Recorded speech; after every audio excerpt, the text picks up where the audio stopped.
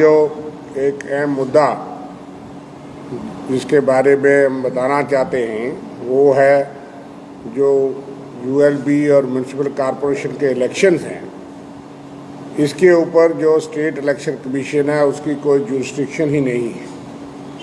आप जानते हैं कि 73rd और 74th अमेंडमेंट में एक सबसे इम्पॉर्टेंट जो प्रोविजन था वो ये था कि चुनाव जो है वो पंचायतों को और अर्बन म्यूनिसिपैलिटीज़ और कॉरपोरेशंस ये दोनों पंचायत राज इंस्टीट्यूशन के हिस्सा हैं।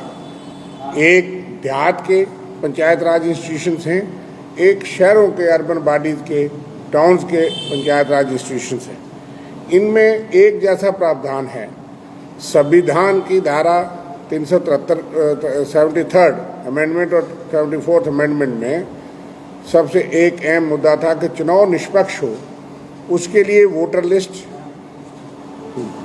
डिलिमिटेशन ऑफ वार्ड्स, ये सारी चीज़ें चुनाव एक इंडिपेंडेंट इलेक्शन कमीशन के ज़ेर साया ज़ेर अधीन वो इलेक्शन कमीशन को करवाना चाहिए। और जिसकी जदोजहद आपको याद होगा कि कांग्रेस और नेशनल कॉन्फ्रेंस के दौरान बीडीसी के चुनाव घोषित हो गए थे, लेकिन उस पर कांग्रेस पार्टी ने जो स्टैंड लिया था कि 73rd अमेंडमेंट पूरी लागू करने के बगैर इन चुनाव का मकसद नहीं होगा, इसलिए उन चुनाव की घोषणा के बाद उनको मुलतवी किया गया था, पोस्टपोन किया गया था।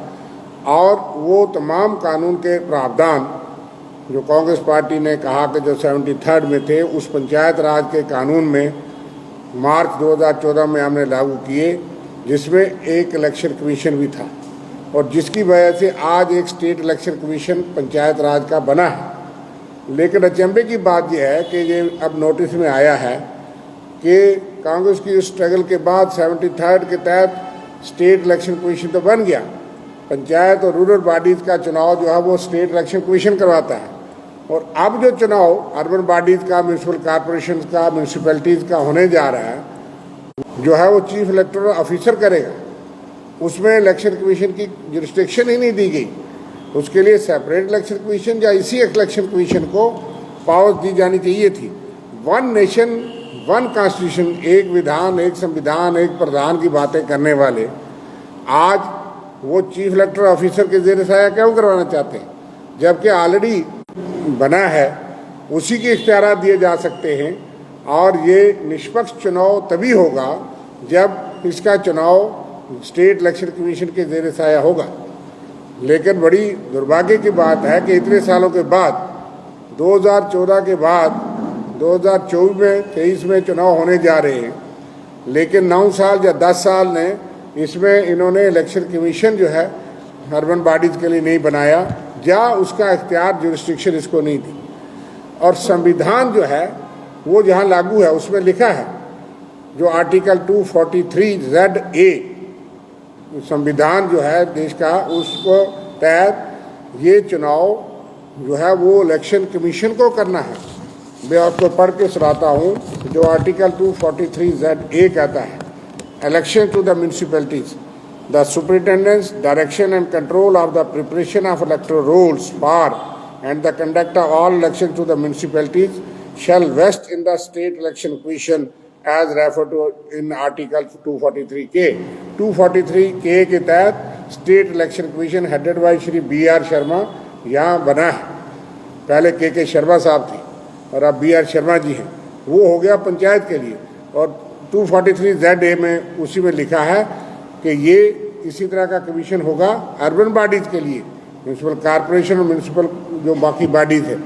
लेकिन वो इलेक्शन कमीशन कहाँ है और क्यों नहीं है?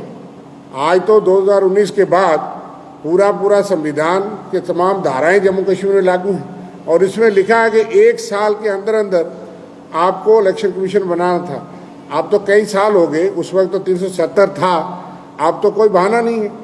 और उस वक्त भी हमने करके दिखाया, स्टेट इलेक्शन कमीशन भी किया, चुना हुआ चेयरमैन ज़िलों में है, शेड्यूल कास्ट के लिए, महिलाओं के लिए, एसटीज के लिए रिजर्वेशन की गई। ये भी उस वक्त हमारी स्ट्रगल थी जो 73rd और 74th के तहत यही मेन प्रावधान थे। और एक प्रावधान और है कि एक anti corruption body retired high court जज जो है उसको ओम्बड्समैन कहते हैं, वो कानून भी बनाया था हमने, वो किताब में है, लेकिन आज तक इतने सालों में करप्शन ना रुक जाए, ऐसे तो करप्शन का हफ्ता बनाते हैं, लेकिन एंटी करप्शन कानून को वो लागू नहीं किया। यहाँ ओम्बड्समैन पंचायत के लिए और म्यूनसिपैलिटी के लिए नहीं बना। इसलिए हमारा ये कहना है कि ये जो चुनाव हैं ये असंवैधानिक हैं, अनकॉन्स्टिट्यूशनल हैं और गैर आइनी हैं, जब तक कि ये इलेक्शन कमीशन जो है वो स्टेट इलेक्शन कमीशन इंडिया की बात नहीं करता मैं, स्टेट इलेक्शन कमीशन के ज़ेर साया नहीं होगा। और ये संविधान की उल्लंघना है, और संविधान में लिखा है कि कोई भी कानून ये है कि जो कानून संविधान के विरुद्ध है वो वाइड है, गलत है। इसलिए संविधान साफ साफ लिखता है, और इतनी बड़ी स्ट्रगल यहाँ पे कांग्रेस पार्टी और सब ने की कि 73rd और 74th पूरा मुकम्मल लागू होना चाहिए, और बड़े दावे बीजेपी और ये करते थे, एक विधान एक निशान एक प्रधान एक संविधान, तो वो कहाँ गया? आज उनकी सरकार है, खामोश बीजेपी, उनका प्रशासन खामोश, और चीफ इलेक्टोरल ऑफिसर जो है वो डिलिमिटेशन या वो सारा प्रोसेस कर रहे हैं, जबकि इसमें लिखा है कि वोटर लिस्ट भी इलेक्शन कमीशन के ज़ेर साया बनेगी, वो भी असंवैधानिक और गैर कानूनी है, क्योंकि इलेक्शन कमीशन यहाँ नहीं बना।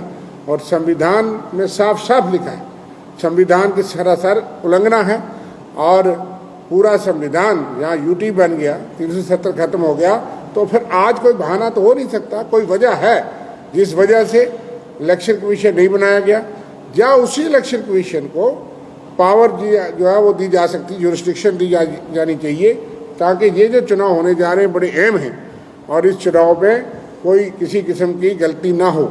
आज आपने देखा लद्दाख में भी स्टेट इलेक्शन कमीशन को इख्तियार दिए गए, वो 4 यूटीज की जो है वो पावर्स किसी और को दी गई, जो अंडमान निकोबार का भी इलेक्शन कमीशन है स्टेट का।